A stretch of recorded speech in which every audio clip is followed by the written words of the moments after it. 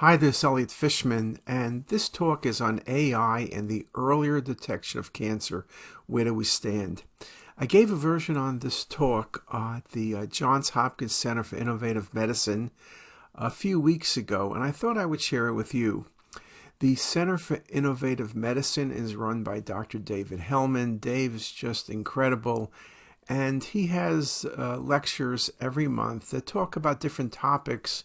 Some of them are practical practice problems, and some of them are looking at the future, whether it's aging or AI or anything else. And so it was an honor to give this talk, and I thought I would share it with you. It's not going to be extreme detail into AI, and what I mean by that is the audience, like many of you, were not people who were doing AI. In fact, a lot of the people who attend this series of talks are not even physicians, but they're leaders across a range of different endeavors. And so I'm going to speak to you kind of from that type of format. So what I started off with saying was, if you had to leave my talk quickly, 3 slides would tell you everything I'm going to talk about. 1, the future of medicine is AI. The future of patient care is AI.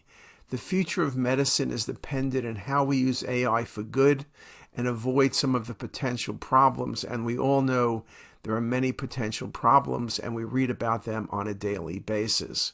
The question about AI in medicine is no longer if, but simply when we're going to implement many of the changes.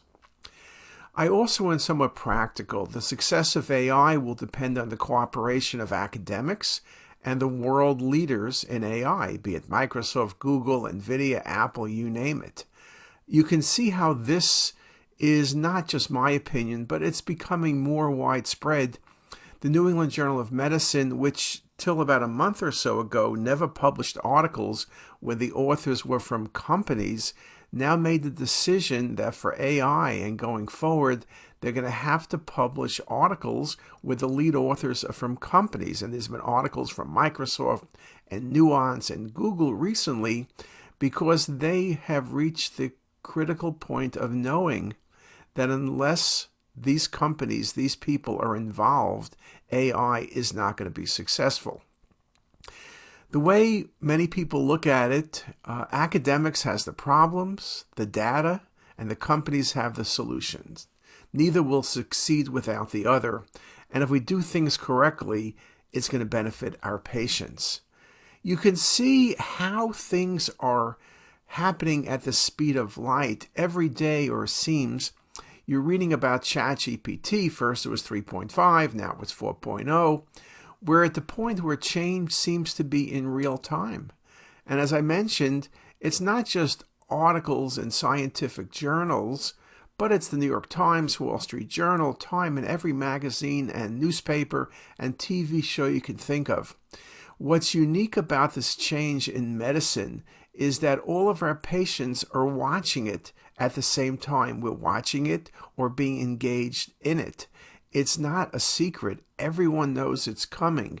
The patients are involved from the start, and that is somewhat unique and somewhat challenging.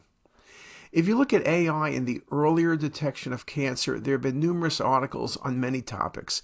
4 of the most common are breast cancer, lung cancer screening, early colon cancer detection, and now pancreatic cancer detection. We've spent greater than the past 5 years trying to optimize early detection of pancreatic cancer, and I'll focus on that today as my example of where AI can do a great job in early detection. If you think about the problem, CT's been around for more than 50 years, body CT for a little bit less than 50. Remember, CT started with Hounsfield with head CTs in a water bath. If you think about CT in the 1980s, at that time we had about 30 to 40 slices per scan. It took about 50 minutes to do a patient. It took a minute to reconstruct a slice and 10 seconds to acquire the slice. There was limited resolution. We did body CT at Hopkins 10 to 12 cases a day. We looked at something like 500 images, and we were exhausted. Fast forward today, We don't have film anymore, obviously. If not, you would need like a stack of film about a mile high for a day's work. We look at 2,000 to 4,000 slices per case or maybe more. The total acquisition time is measured in seconds with real-time reconstruction, and the resolution is sub-millimeter. The fact, however, is you would say, well, look how much better the scanners are, they're faster, higher resolution, more slices. You probably don't miss anything anymore. I would have to say that we miss more things now than ever, because in the old days, a small lesion was 4 centimeters. Today, a small lesion is 5 millimeters. It's much easier to miss things today. Also, the scanners are so good, but there's so many slices. The problem of overcalling versus undercalling. Can we do better? The answer is yes. If you look at medicine in general, this was from the Institute of Medicine, which comes up with a report every couple of years. I think a report is due very soon. And they're not specifically talking about radiology, but they talk about medical error. An estimate found that 5% of U.S. adults who seek outpatient care each year experience a diagnostic error. Post-mortem exams research spanning decades have shown that diagnostic errors contribute to approximately 10% of patient deaths. Medical record reviews suggest that diagnostic errors accounts for up to 17% of hospital adverse events. And a bad statement, or a scary statement perhaps, is most patients will experience at least one diagnostic error in their lifetime, sometimes with devastating consequences. And that indeed is scary. Now, in this article by McCary, looking at that data, he made the point, very rightly so, that human error is inevitable. We're never going to eliminate human error, but we need to figure out strategies to reduce death from medical care, including making errors more visible when they occur so their effects can be intercepted, having remedies at hand to rescue patients, and making errors less frequent by principles that take human limitations into account. Now, all of us are working harder and harder every day. Reading more cases, seeing more patients is not going to decrease error. Every article published shows that if you work beyond a certain point, the errors will increase. So really, we need to redo how we do medicine. And that redo, that reboot, is AI. If you think about radiology, this article, which is not an outlier, says that the rate of interpretation error is up to 4%. However, in studies that contain abnormalities, it could reach 30%, which means when studies are normal, you're probably going to read them correctly. But when studies have subtle findings, there's a good chance you're going to miss that finding and read the study incorrectly. The most common errors are when something is not seen. When you think about pancreatic cancer, this has been said many times, but 40% of pancreatic tumors under 2 cm are missed at abdominal CT. Now, sometimes in retrospect, you go back and look and you still can't really see it, but a lot of the time when you go back and look, it's very, very obvious. It's a challenge. I'm not going to say it's easy, and I'm not going to say that we are going to promise to get all the cases right. The only way we can do things is to change how we do things. So think about this for a second. 2 major facts. I mentioned 40% of tumors under 2 cm are missed on the original scan. And the fact that although we talk about pancreatic cancer, which is now up to a 12% 5-year survival, which is not very good, but better than 7 or 8% 5 years ago, if you detect pancreatic cancer early, if you could pick things up when it's 2 centimeters and the lesion has not spread, survival approaches 70% at 5 years. Remember, today, about 85% of the patients, when they present, are already unresectable. If they were picked up a year or 2 earlier, we would change the dynamics and change survival for pancreatic cancer. If you think about AI for a second, what do we think about then? Earlier detection of tumors, better detection of tumors, more accurate definition of management of patients, looking at AI as a way of thinking about what the best management is, surgery, chemotherapy, radiation therapy, what should be done first. Lots of things we're learning. choosing the right chemotherapy, and a lot's been written about better drug discovery with AI. The bottom line is we're in a moment of great promise and great opportunity. We need to reorganize our forces to meet the challenges and opportunities head on. And we need people like those leading AI to change the discussion from why to why not. That's going to be super important. And the way I think about it is a Waldo cartoon. You look at this picture, it's so complicated. That's a scan. That's what we do on a daily basis. If you can find Waldo in that scene, if you can find a small tumor, it becomes very obvious to see it. And what we need to do is change things from an image with lots of noise to an image with lots of focus, where AI helps us recognize the presence of pathology and allows us to act on that pathology.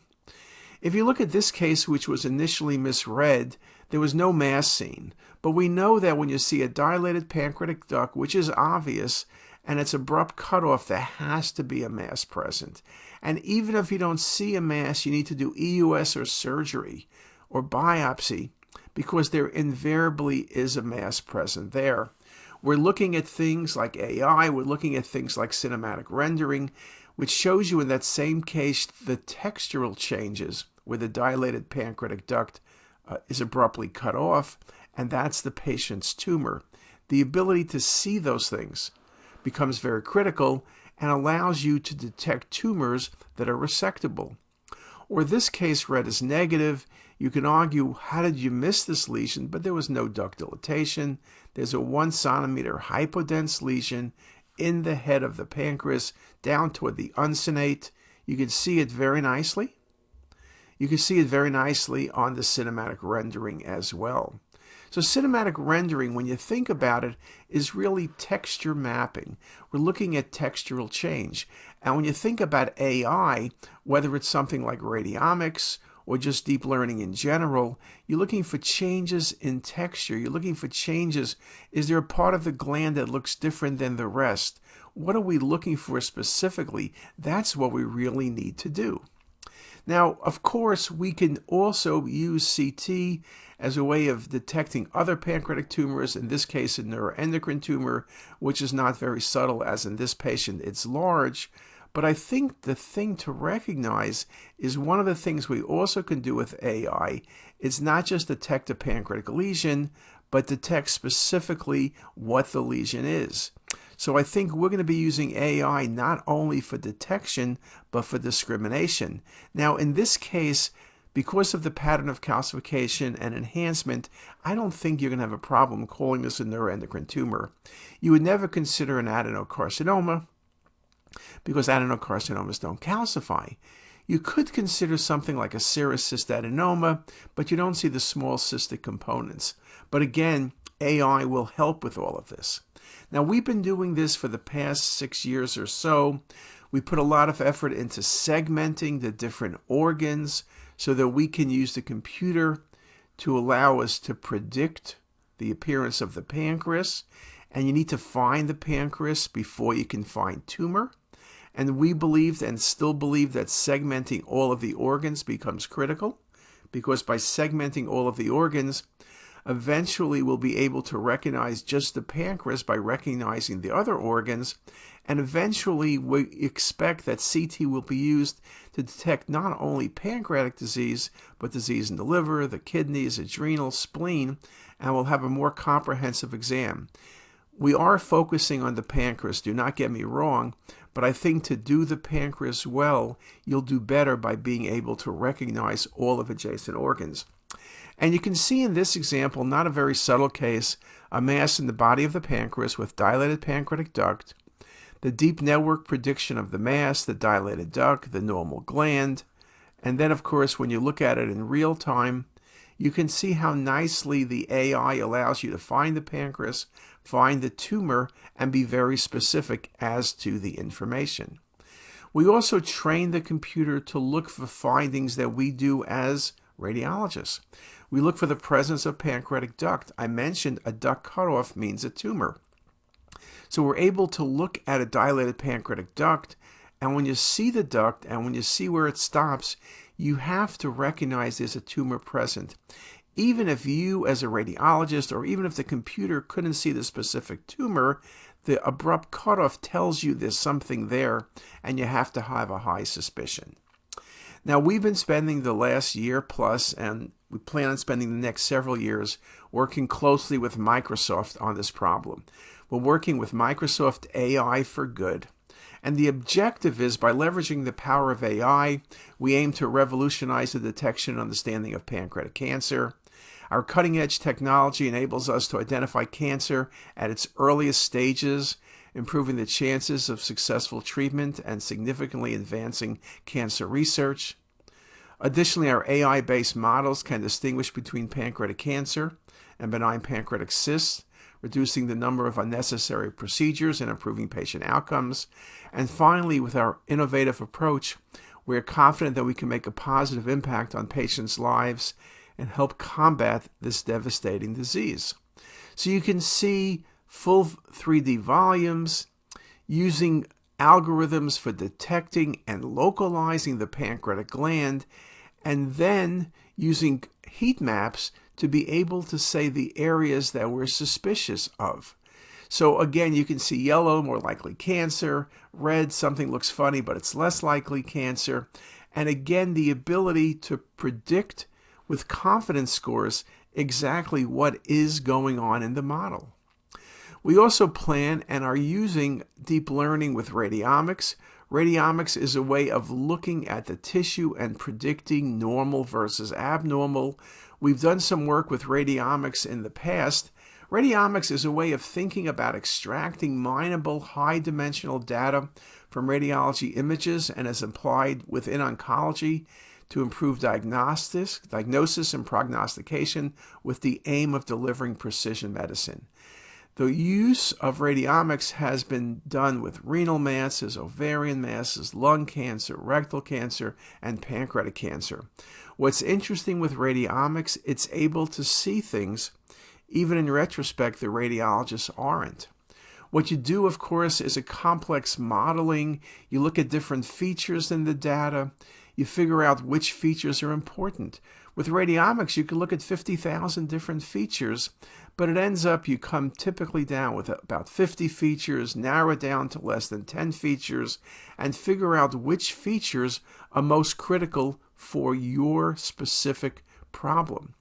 We did this in the past comparing pancreatic cancer to normal patients, and the way you have to think about it, looking at these radiomics features, we were able to create fingerprints for normal pancreas and for pancreatic cancer. Again, the ability to use radiomics, very high sensitivity and very high specificity, simply looking at the radiomics information. When you think about it, it's simply taking a CT scan you've already done and using computer algorithms to analyze the study in a way that you as a human could not. Taking this one step further, the Mayo Clinic a few months ago published an article that they could detect cancer on scans that were done 1 to 3 years before the patient had their diagnosis. And in many of these cases, what was interesting was even in retrospect, the radiologist couldn't find the tumor. So one of the things this has shown is the change in the pancreas is there and radiomics can see it. As a radiologist, we may not be able to see it, but if we can use radiomics as a way of predicting who's going to develop cancer at a subclinical stage, we can surely make a massive difference. In the article, Mugaji, radiomics-based models can detect pancreatic cancer from normal pancreas when it is beyond human interrogation capability and a substantial lead time before clinical diagnosis. Just think about that. If we can diagnose pancreatic cancer early, there's stage 1, there's 70% or greater survival. This will be a game changer, a real game changer. Michael Rosenthal commenting on the study and radiomics features. These features are not discernible in visual assessment and do not meet the threshold for radiologists to report, but are biologically plausible given existing evidence that pancreatic cancer affects broader pancreatic function early in the disease process. So these are not findings that are just incidental. These make all the sense in the world. That machine learning-based radiomics analysis can change everything. Early detection is what we promise. In this article by Fumihito, most patients with clinical stage 1 pancreatic cancer demonstrated focal pancreatic abnormalities on pre-diagnostic CT scans obtained at least 1 year prior to diagnostics. Again, this was in the Japan cohort of patients, but basically the same thing. We're now looking at the fact that there are signs way before we detect them. And again, our role these days is we detect things too late. But looking at these new features, using things like radiomics, using deep learning, we are able to pick up things early and will change how things are being done. Now, I mentioned also one of the other things is once you have lesions, it's often hard to determine what the lesions are. In this article in Science Translational Medicine, it reports a study of over 800 patients, multiple institutions in multiple countries, where they had lesions that were felt to need surgery. It ended up these cystic lesions where you were concerned for malignancy, only 40% had malignancy or pre-malignant where they needed surgery. 60% of the patients had surgery that really wasn't necessary. We did the best we could, but 60% of patients, you underwent a Whipple's or distal pancreatectomy, procedures with mortality, morbidity. It's not inconsequential, 60% of patients. In this article with ComSyst, a program that was developed, you can now be 60% accurate. Now, 60% is not great, but 60% is a lot better than 40% looking at different features with the computer. Well, with Microsoft and the work we're doing, and hopefully this article will be out soon, with explainable boosting machines, we were able to look at the same data and be able to predict with a high degree of accuracy who did or did not need surgery. Whether it was pancreatic cancer or high-grade dysplasia, we were able to look and classify these cystic lesions with better than 90% accuracy, which means if the results hold up, that only 10% of these cases would have had surgery when it wasn't necessary. We would have been able to say surgery or no surgery correctly in 90% of the cases.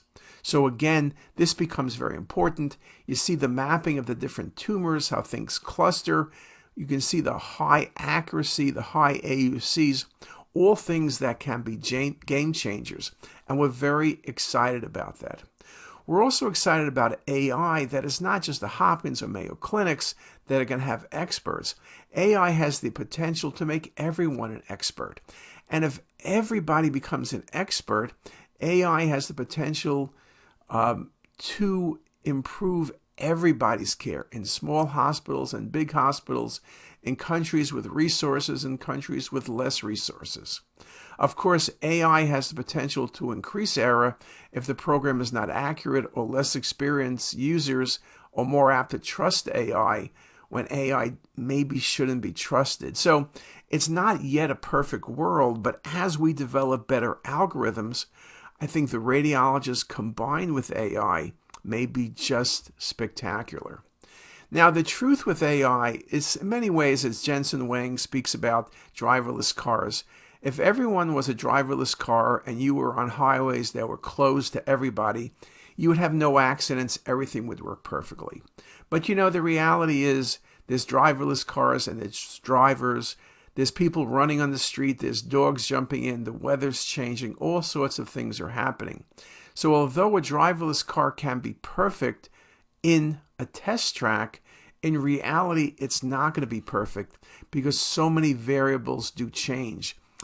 We need to be very careful. This was just an article published about looking at mammography and talking about automation bias. And that really means the propensity for humans to favor suggestions from AI systems.